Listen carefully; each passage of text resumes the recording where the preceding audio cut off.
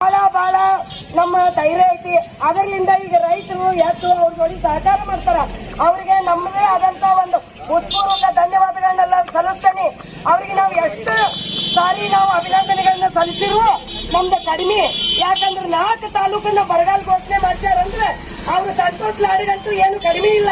ರವಿರಾಜ್ ಅಣ್ಣರಿಗೆ ಇದ್ದಂತ ಧೈರ್ಯ ಯಾರಿಗೂ ಇಲ್ಲ. ಅವ್ರಿಗೆ ದೇವರು ಆಯುಷ್ಯ ಆರೋಗ್ಯವನ್ನು ಕೊಡ್ಲಿ ಅಂತ ನಾನು ತಮ್ಮಲ್ಲಿ ಬೇಡ್ಕೊತೇನೆ. ನಮ್ಮ ರವಿರಾಜ್ ಅಣ್ಣವ್ರಿಗೆ ಅಭಿನಂದನೆಗಳನ್ನ ಸಲ್ಲಿಸ್ತಾ ಅವರಿಗೆ ನನ್ನ ಒಂದು ಮನಸಾರಿ ಒಂದು ಮಾಲಾರ್ಪಣೆ ಮಾಡ್ಬೇಕನ್ನತೀನಿ. ಮಾಲಾರ್ಪಣೆ ಮಾಡ್ತೇನೆ. ಮಾಧವಿ ಪಾಟೀಲ್ ಅವ್ರು ಬರಬೇಕು, ಅಮ್ಮ ಬರಬೇಕು.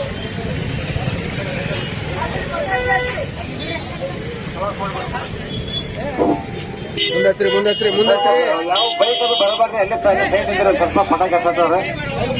ಆಯ್ತು, ಪಟ್ ಹಾಕಿರೋದು